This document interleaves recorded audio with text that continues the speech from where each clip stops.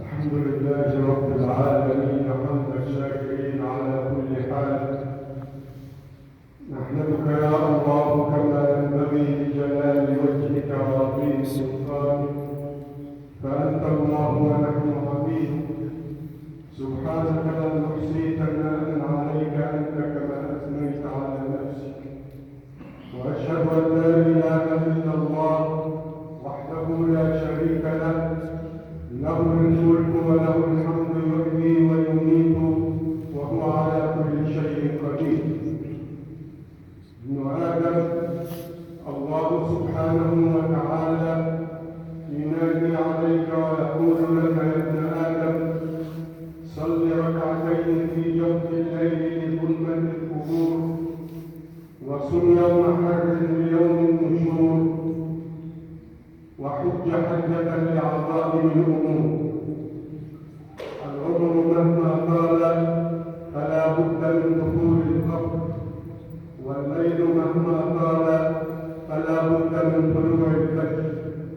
وأشهد أن سيدنا وأستاذنا ومعلمنا ومرشدنا محمدا رسول الله بلغ رسالة ربه وأقام أمر دينه، وتركنا على المحجة البيضاء ليلها كنهارها لا يزيغ عنها إلا هالك. اللهم صل وسلم وبارك عليه وعلى آله وأصحابه ومن اهتدى بهديه وسلك سنته إلى يوم الدين. أيها المسلمون الكرام، ترك فينا رسول الله صلى الله عليه وسلم واعظين بليغين، واعظا موقظا وواعظا صامتا، واعظان دائمان لا يكفان عن الموعظه. فنحن في هذه الدنيا في حاجه الى عظه بليغه، فان القلوب تقسو والعقول تغفو والدنيا تمر والنفس تأمر بالسوء والشيطان يغري. لا بد من واعظ يذكرنا بالله سبحانه وتعالى. والنبي صلى الله عليه وسلم ترك لنا هذين الواعظين البليغين. الواعظ الأول واعظ ناطق هو القرآن الكريم، والواعظ الثاني واعظ صامت هو الموت. القرآن يصادقنا ويماسينا بآيات الله، يذكر الناس وتنبه الغافل وتزيد المؤمن إيمانا. قال الله تعالى: فذكر بالقرآن من يخاف وعيد. والموت كذلك يصادقنا ويماسينا، ولكننا للأسف الشديد مشغولون بدنيانا نلهث وراءها ونتقاتل على حطامنا الفاني، ناسينا هذا الذي يهددنا في كل يوم بل في كل ساعة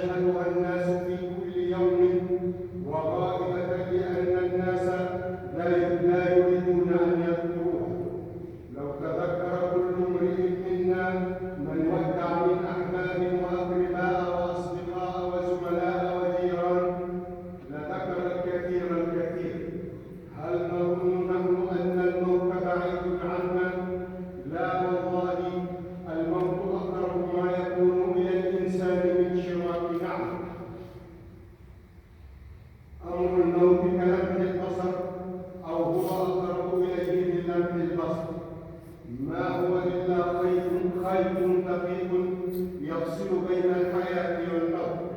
فإذا بهذا النفس الذي دخل لا يستطيع أن يخرج، وإذا بهذا الجسم قد أصبح جثة هامدة بعد أن كان يخبر ويقول حدث كذا وكذا، أو سيحدث كذا وكذا، أو سيفعل كذا وكذا.